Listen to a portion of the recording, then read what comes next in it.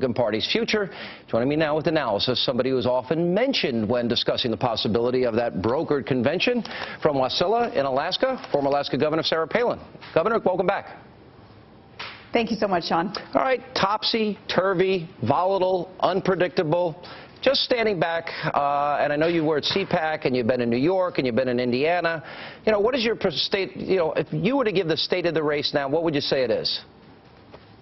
It is quite volatile, lots of fluidity, and that is the nature of competition, which makes all of these candidates so much better. So I think that we should be pleased with the process, and I think the process should continue. It will be quite interesting, though, to see what happens there in Michigan, in Romney's home state. He having deep roots there with his father, having been governor of the state for so many years, and he claiming it as his home state, and his wife being from Michigan also. Perhaps a win or a loss there will be perceived as quite indicative of his electability in a general. You know, when you were recently interviewed on Fox News Sunday, you raised the question about, his conservatism. And when I had Governor Romney on the program last week, he's going to be back on the program tomorrow night, I asked him about what you said. And he went on to explain his record as governor, the areas where he is conservative, and how he would govern if he were president of the United States. I don't know if you saw the interview, but certainly you've been hearing him out on the stump. Do you think he's now answering that question? He is certainly attempting to answer the question about his credentials as a conservative, as all the candidates must do, Sean, because this general election will be absolutely paramount to the future of America, whether we are able to defend our republic, save our republic or not, because of President Obama's failed policies that we can't afford 4 more years of. So, yes, as Romney explains more about his past positions, having supported some form of cap and trade, which is, kind of the antithesis, it's the opposite of what we need in energy policy in our country, and his positions on some social issues that have evolved over time. He, through you, through others in the media, has had opportunity now to start explaining that. However, some people still are not convinced. Look at his numbers, say, there in Michigan, where folks are, I believe, according to the numbers, as being an indicator, the poll numbers, they're connecting more to Santorum, it seems, and that's why Santorum's numbers are good in Michigan. The Reagan Democrats, the church-going Catholics who are, a lot of good union brothers and sisters who just want to make sure our economy is going back on the right track, and that connection to kind of this blue-collar background of Santorum's is boding well for him, as opposed to some of what Romney has been saying. Well, let me ask you more specifically about how you feel about it, because you had doubts about his conservatism, and he went through a litany, and his answer was, well, hang on a second, I balanced the budget every year I was governor, I didn't raise taxes, I had 800 vetoes. He talked about, all the things that he did there, and he never, for example, even though he said he was pro-choice when he was running, when it was put on his desk, he says he went pro-life. Then he says, I'll repeal Obamacare, I'll balance the budget, I'm going to cut spending, things that conservatives want. Now that he's been explaining it, in large part, I think you jump-started part of this conversation. Do you have more confidence in his conservatism? His answers as to his conservative credentials should lead us all to believe that he, along with any other candidate on that GOP ticket, will be eminently better than Barack Obama and the leftist failed socialist policies that he has crammed down our throats. So yes, thankfully, Romney has had more opportunity to explain. I'm anxious to hear in the next debate how all 4 candidates will even further explain their ideas on how to get the economy back on the right track, and how it is that we build up the foundation of free men and free markets that America was built upon, again, as opposed to Obama's leftist failed policies. Yeah. One of the things that you've been advocating, Governor, from early on is what you call the process. And the reason that you were supporting Newt Gingrich heading into South Carolina is you wanted more vetting, you wanted the process to go on, you think the debate within the party is healthy. That is now happening. Got another debate coming up. So my question to you is, if you were going to vote in Michigan, and I know I've asked you this before about other states, who would you vote for in Michigan? I I don't know at this point who I would vote for there in Michigan. I do want the process to continue. We know that we had a poor process last go around, and it's the fault of the media, the leftist lamestream media that did not vet Barack Obama, who then obviously became our president, and now we're suffering the negative ramifications of what Barack Obama stands for and stood for as a candidate, as he promised to fundamentally transform us, and that's exactly what he's doing, to the detriment of the future of our country. I want the process to continue. Competition makes everybody better. It is still sharpening still with these gentlemen who are putting themselves forward in the name of service to our country. It needs to continue. Does there come a point where maybe, because I agree, you know, it was interesting coming out of New Hampshire. I think Newt Gingrich's appearance and performance in the two debates prior to South Carolina may help make Romney a better debater come Florida. And of course, you know, subsequently the results in South Carolina leading into Florida. Does it come a point, do you think, though, that the process begins to hurt the eventual nominee? In other words, at some point, the people need to settle, rally. Do you think that a brokered convention is good for the party?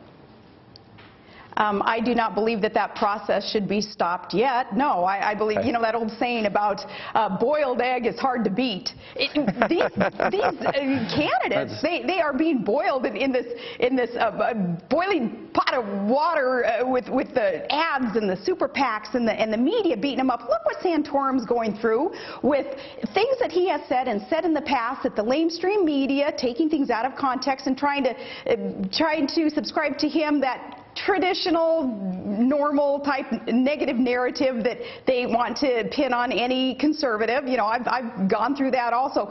Look at what Santorum's going through and how that is making him tougher, more articulate, more focused on his true convictions and not being afraid to stand strong on his principles, not backing away from what he believes in. I respect that. All right, we're going to take a break. We'll come back. We have a lot more with Governor Palin and then presidential candidate Newt Gingrich. And as we continue on Hannity, and joining us tonight, former Alaska Governor, Fox News contributor Sarah Palin. Governor, we were talking earlier about the possibility of a brokered convention. You seemed in some comments that I saw in the public to kind of leave the door open that if the Republican Party came to you, you might be open to it.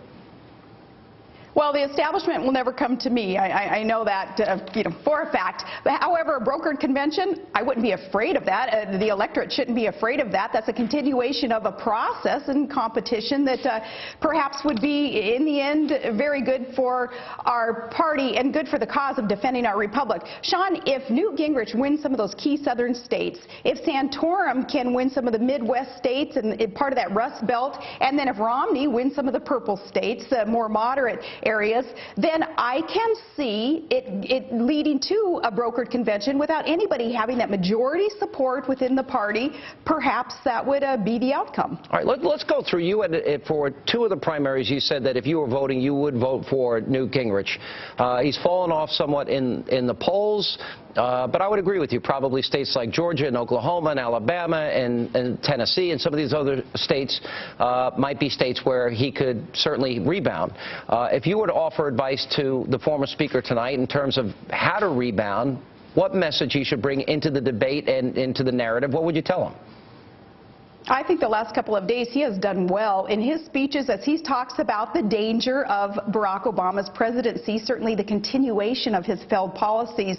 What I would recommend for all of the candidates, start talking about the inherent link between energy and prosperity and energy and security. Start talking about paying you know, $4 a gallon for gas and how we can apply Obama's failed energy policies and his anti-American domestic drilling policies with the price of gas that's increasing, and it's going to affect every aspect of our lives. Start concentrating more focused on how the uncertainty caused by Obama's policies, from energy to poking our allies in the eye as we talk about our foreign and national security issues.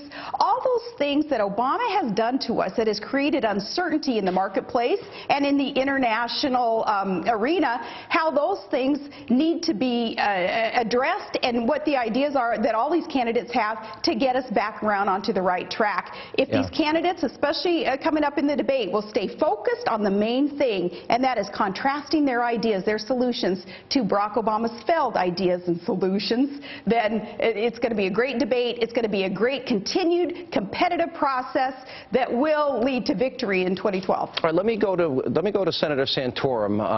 Now he has his moment in the controversial sun, if you will, because now that he's gone up and been surging in the polls as much as he has, a couple of issues have come up. Some have suggested, although I think taken totally out of context, the remarks about theology and questioning the president's, quote, Christianity. That's not what he's talking about. And we had him on the program last night explaining that. Also a speech that he gave to Ave Maria College in Naples, Florida, in which he talked about Satan has his sights on the United States of America. And it seems like there are some that are trying to create a caricature, a picture of him as being on the fringe. I believe there's good and evil. I believe in the Lord's Prayer. You look at fascism, Nazism, Imperial Japan, the killing fields, 9/11. I would argue that's evil in our lifetime, is it not? Or evil in our time in the last century as well. Yeah, but Sean, that's foreign to so many in that leftist media that kind of runs the show here, that narrative that they create. They will attack any conservative who boldly proclaims their faith and talks about there is good in the world and there is evil in the world. And that's what Rick Santorum was talking about. And this was a speech that he gave back in 2008 where he named evil as Satan. And for these lamestream media characters to get all wee-weed up about that, first you have to ask yourself, have they ever attended a Sunday school class even? Have they never heard this terminology before? And that's why they just got so, just whacked out about this speech. Yeah. They did the same thing to me. I gave a speech, Sean, I gave a speech back in 2008 where I asked college and high school students if they would pray for our troops and pray for our efforts overseas in war zones. And they ran that tape over and over again in the vice presidential race, trying to make me sound like a wacko, talking about good and evil in our world. Yeah, it is pretty interesting when in the last century alone, over 100 million human souls killed in the name of evil. I mean, I think it's a pretty compelling case. All right, how would you, I have two last questions, I'm going to tie it into one. How would you advise Senator Santorum to deal with that now that it's sort of his moment to take the heat? And the last question, just to finish on Governor Romney, how could he close the circle with conservatives like yourself, if he can, and say something, do things that would convince you or take away the doubt you might have that you expressed? Yeah. Well, first with Rick Santorum, we would be disappointed in him if he backed off and all of a sudden changed his stripes and decided he didn't want to talk about good and evil in the world and America's Judeo-Christian foundation. So he needs to stand strong on that. And it needs to be surrogates helping the guy out at this point.